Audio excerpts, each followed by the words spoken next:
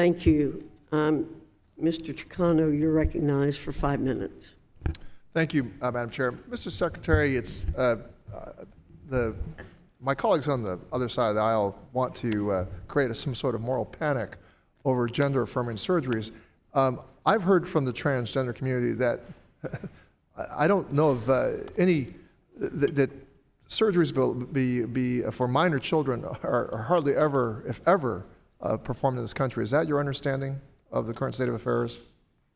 I'm sorry, ask the question again, Congressman. My question is gender-affirming surgeries for minor children, those below 18 years old, are hardly ever, if ever, performed in our country.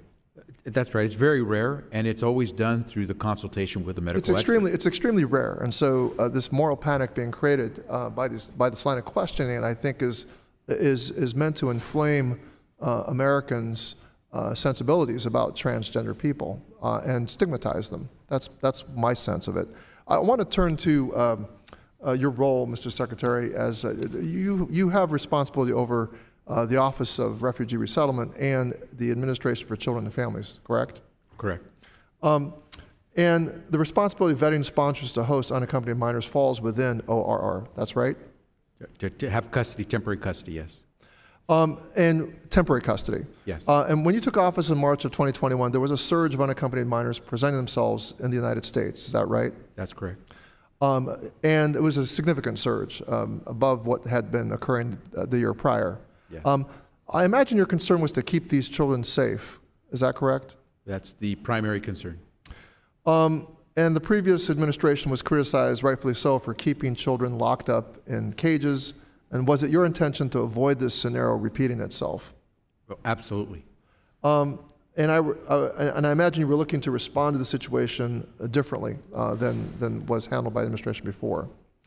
I'm looking at a recent audit conducted by your department, which revealed that the Office of ORR adhered to its program policies and procedures designed to meet or exceed statutory requirements in the placement of unaccompanied children with a vetted sponsor.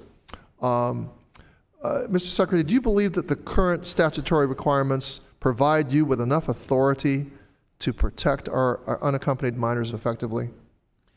Congressman, the authority is sufficient for the work of protecting these children while they are in our custody. The moment we are able to place them with a vetted sponsor, we lose custody. What happens after that? Well, we've seen some of these reports, New York Times and others, that show in some cases some of these kids have been exploited by employers and companies. And that's where I think we have to really focus. We don't have that jurisdiction. Not even the Department of Labor has sufficient jurisdiction. But if we want to have a better sight of what's going on with kids after they leave our care, I would urge Congress to consider that. Thank you. And so you see a room for whether giving you more authority, labor more authority, or some entity more authority. Would you say that our current federal statutory environment, whether it regard to the Department of Labor or your department, or how you relate to state and local agencies, that there are definitely holes of authority, and kids are falling, these unaccompanied minors are falling through the gaps in terms of protection? Without a doubt, I suspect that the Department of Labor has come and testified how they lack the number of inspectors they need to do the oversight of violators of child labor laws, employers and companies. And certainly there is a gap when it comes to how we protect children, make sure they're going to school versus going to the workplace.